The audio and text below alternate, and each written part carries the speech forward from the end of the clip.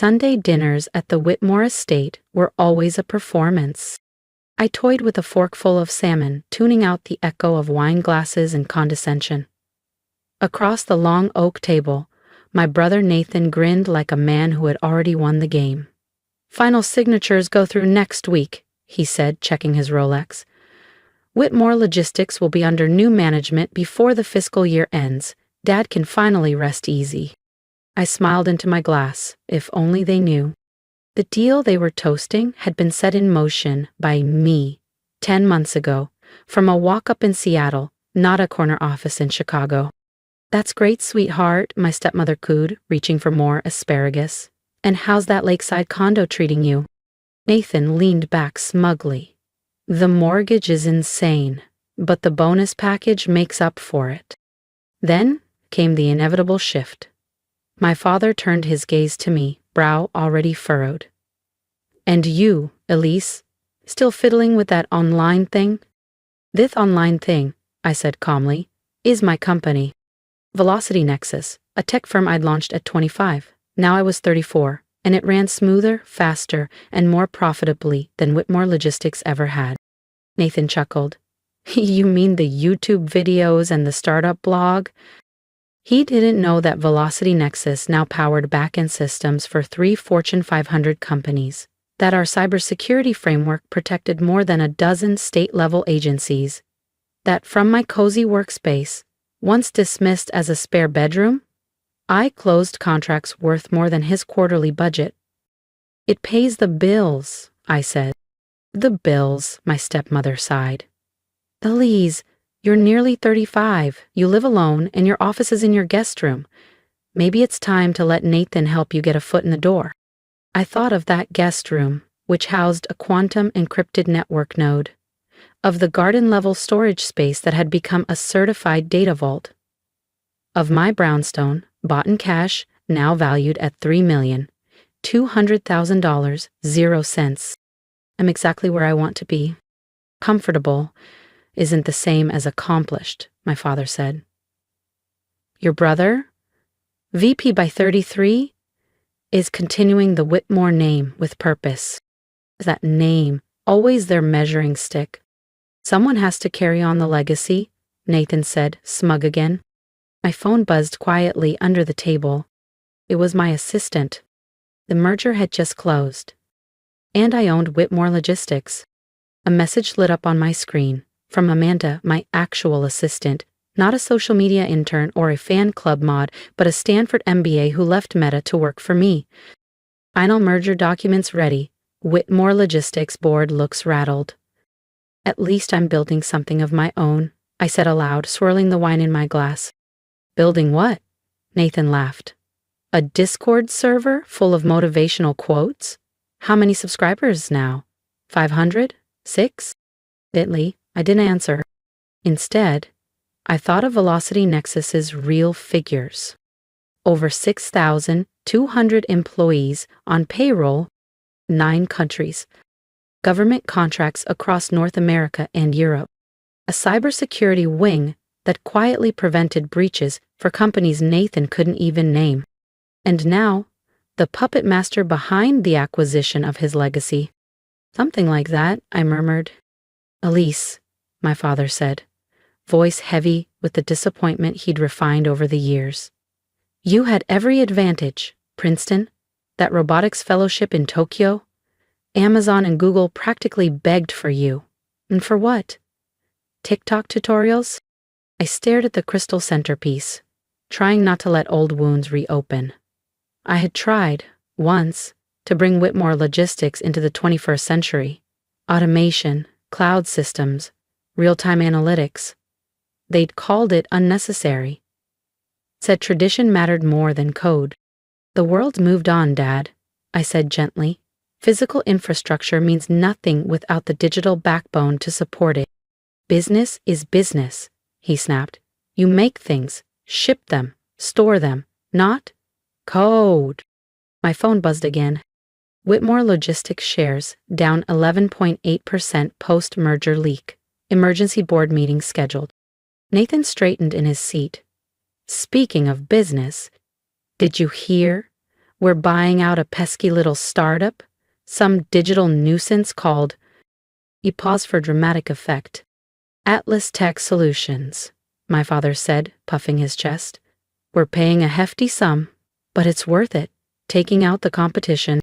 I smiled behind my glass. Atlas, named after my old tabby cat. A shell company I had registered from a rented desk in Capitol Hill 3 years ago. A fake firm with a real impact, created to bleed Whitmore contracts and drive panic into their boardroom. Interesting move, I said sweetly. You wouldn't get the strategy, Nathan waved. It's complex. It's high-level corporate strategy, Nathan added smugly, not Instagram pep talks about hustle culture. He wasn't wrong about it being strategy. He just had no idea who was orchestrating it. Velocity Nexus had spent 2 years infiltrating the logistics market with precision, exploiting every outdated protocol Whitmore Logistics clung to, every board member they ignored, every contract they assumed was safe. I just wish, my stepmother sighed, you'd come back to the family business. There must be something suitable for you. In marketing, maybe? I pictured the emergency board meeting tomorrow. The panic. The realization that Atlas Tech Solutions was a decoy. That every competitor who'd outmaneuvered them recently had quietly answered to me. Actually, I said lightly, I've got some major business developments of my own on the horizon. Nathan snorted. Landing a brand deal? Or maybe another interview on that startup podcast. Just then, my phone lit up. Amanda. Urgent. Board wants to move meeting up. They're seeing through Atlas. Merger panic escalating. I smiled faintly. You might even hear about it tomorrow. Tomorrow? My father asked, narrowing his eyes. What's tomorrow? Just another day in the digital world, I said, grabbing my coat. Leaving already? Nathan called. Hot date with your laptop ring light? I paused at the doorway, letting my eyes scan the room one last time.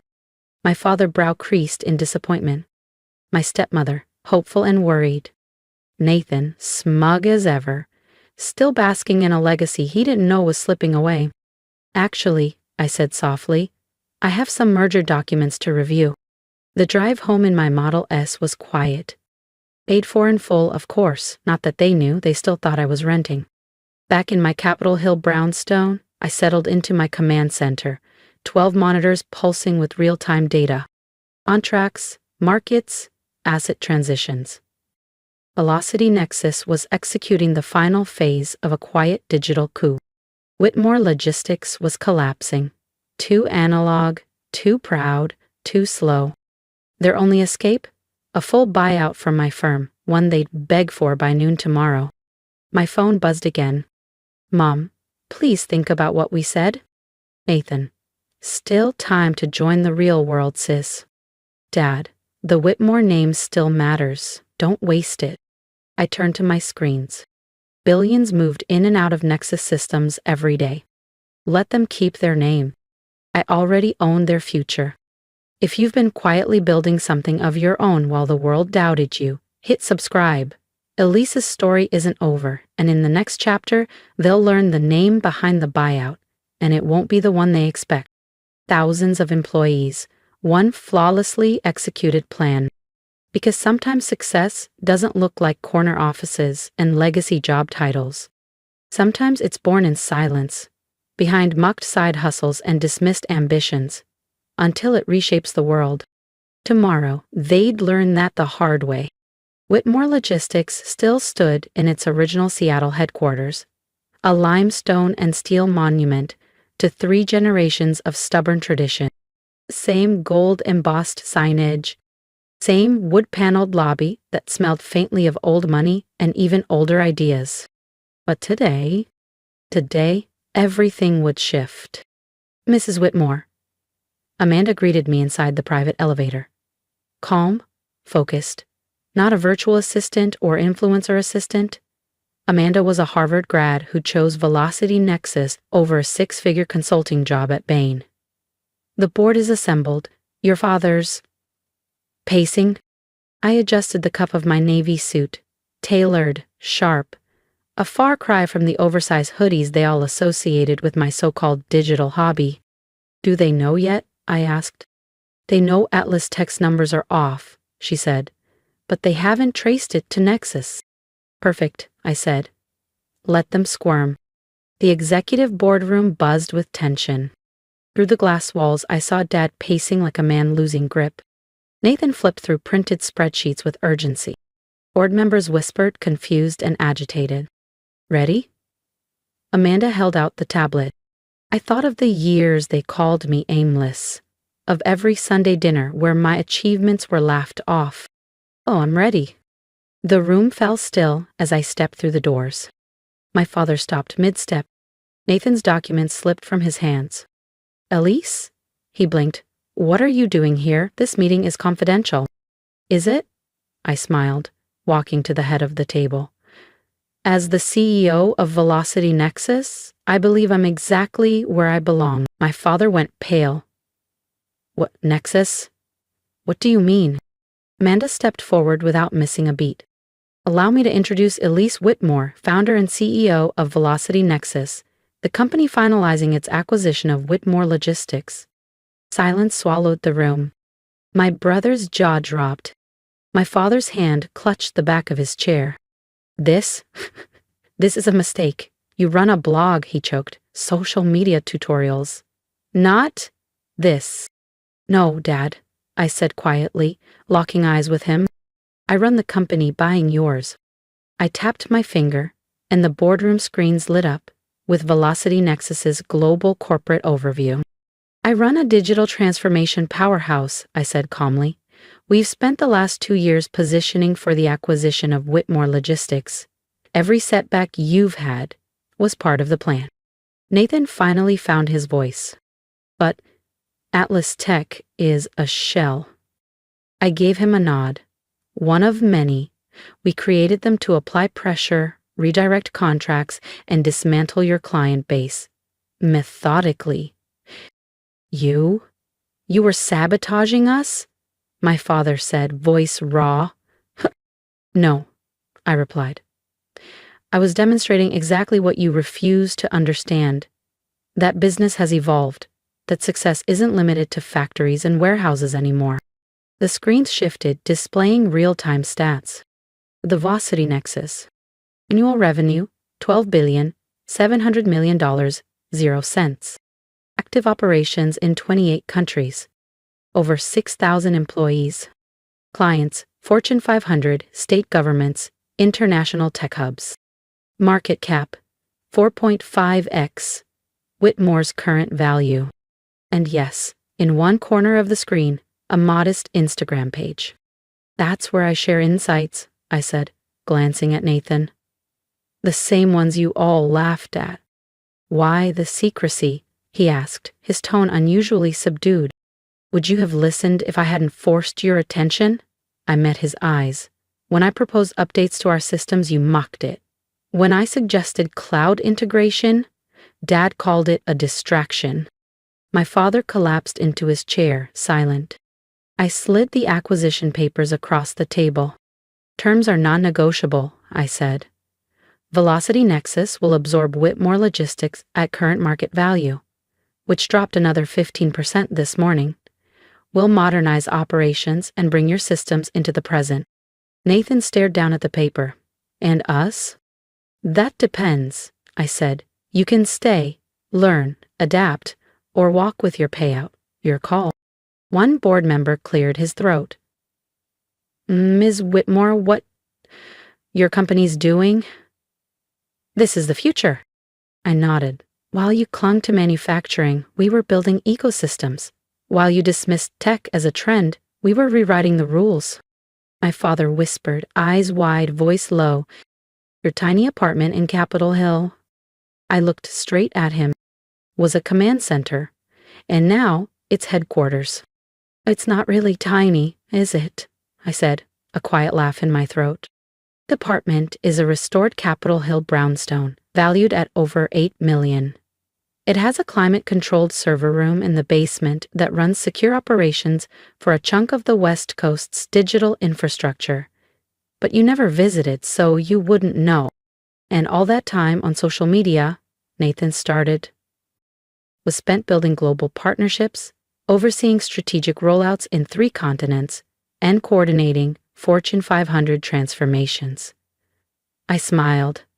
The Instagram stories? Just a bonus. And honestly, great camouflage. Amanda stepped beside me, handing over a fresh tablet and a set of updated briefs. Velocity Nexus stock just surged 9%, she whispered. And the tech media is calling it the merger of the year. Old industry meets digital empire. The papers need to be signed today, I said aloud, glancing at my watch. Before Whitmore Logistics drops any further. My father stood, the realization finally landing with weight. You planned every piece of this, he said, unsteady. All of it. I learned from you, I said evenly. You always said the key to business was strategy, seeing what others can't. I just saw farther. The next hour passed in a flurry of signatures and legal transitions. Directors shook my hand with respect they'd never offered before. Some whispered congratulations. Nathan stared blankly at the polished wood grain of the boardroom table, his Harvard MBA suddenly meaningless. As the final document was signed, my father approached me. Elise, why didn't you tell us? I looked at him for a long moment. Would you have listened? I asked. When I said the world was changing, you called it noise. When I showed you innovation, you called it a waste. I lifted my laptop bag. So I stopped explaining and I started building. Olivia's voice came from the far end of the table. You own our company now? I turned, calm and clear. No. I'm saving it, dragging the Whitmore name into a world you were too proud to see coming. That night, I sat in my real office, Nova Digital's penthouse HQ in Manhattan. The skyline pulsed with the glow of a connected world. A world I'd helped shape. My phone lit up. Mom, we had no idea. I'm so proud. Olivia, can we talk? I want to learn. Dad, you were right. About everything. I smiled, turning toward the wall of screens that pulsed with Velocity Nexus's global operations. Success doesn't always wear a name badge or sit behind glass doors. Sometimes it's forged in silence, behind dismissed ideas and belittled ambition. Sometimes it grows in the very shadows people mock, until it dominates the light. The next family dinner? Very different. No lectures about real work. No mocking references to social media or that blog thing. Instead, there were questions, genuine ones. Curiosity replacing condescension. Even Nathan listened, not to argue but to understand. He stayed on with the company, no longer leading, but learning. Humbled, but finally open. My father stepped back, quietly admitting the industry had passed him by. My mother stopped whispering her concern and started boasting about her daughter, the tech CEO. I keep building. I keep reaching further, deeper, sometimes from the top floor in Manhattan, sometimes from my brownstone in Seattle. Because real power doesn't come from where you sit. It comes from what you build. The Whitmore name, it still means something in business. Not because of what it once stood for, but because one underestimated daughter saw the future and built it anyway. One transformation at a time. If you've ever been laughed at for dreaming differently, for not following the traditional path laid out for you, then you understand exactly where I've been. They called my ideas unrealistic. They told me to get a real job. They mocked the long nights I spent building something they couldn't see. Until suddenly, they couldn't ignore it. I didn't set out to prove anyone wrong. I set out to build something right, something future-facing, something of my own. And if my story resonates with you, if you've been underestimated, overlooked, or told to shrink yourself to fit someone else's mold, I want to hear from you. Leave a comment below. Share your journey. Tell me how you fought to be seen.